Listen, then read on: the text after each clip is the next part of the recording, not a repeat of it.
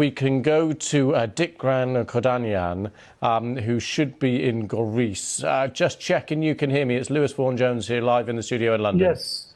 Yes, I can hear you. Thank you very much for coming on and talking to us. Could you just talk us through the situation on the ground there?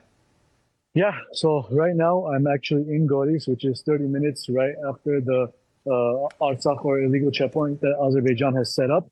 As you can see behind me, there's a few tents set up. As of now, they're reporting that around 100,000 Armenians from Artsakh, Nagorno-Karabakh, have entered the Republic of Armenia. And just to give you an idea, the population of Goris is 20,000. So one of the first stops is this city, because this is where they're registering, this is where they're getting a needs assessment, and this is where they're being then later sent for accommodations in different cities and different parts of the Republic of Armenia. There's different tents set up, including the Red Cross and various organizations like the Armenian Relief Society that are providing aid and necessary supplies at this moment.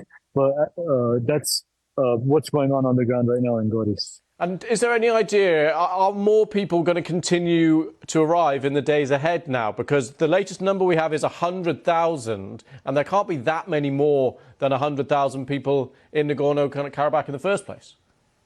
According to official reports from Nagorno-Karabakh, the last group of Armenians from Artsakh have left the region. So whoever was there is currently on their way. So that will basically mean, effectively, almost every person who had a home and lived in Nagorno-Karabakh has now left. That is a huge number of people that Armenia will now have to integrate. Exactly, yes. What are the challenges of doing that, for especially as the size of the country? One of the biggest challenges is the fact that Sunik, which is the province that the city of Goris is in right now, currently borders Azerbaijan, as they've occupied territories of Nagorno-Karabakh as of 2020. Most of the Armenians coming into this region are now fearing that they may suffer the similar fate as they did in their homes in Stepanakert and other parts of Nagorno-Karabakh.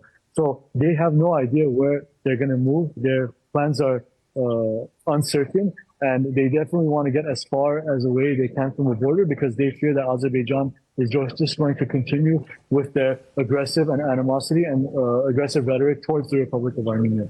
But Azerbaijan have said quite clearly that they are not requesting that anyone leaves. They say people are welcome to stay and to form part of a multi-ethnic Azerbaijan.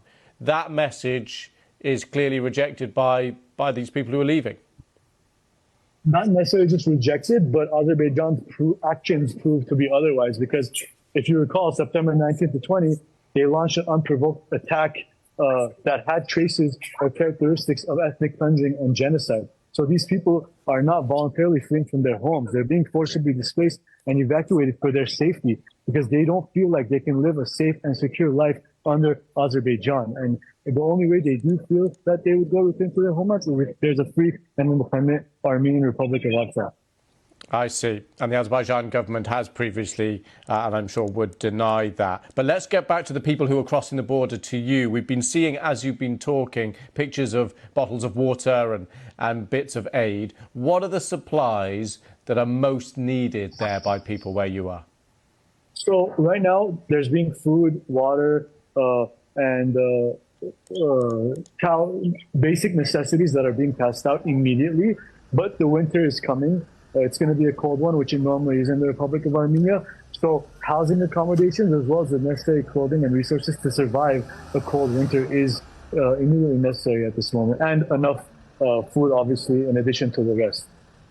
Dickran, freelance journalist there in Goris, thank you very much for talking to us. Really appreciate your time. Thank you.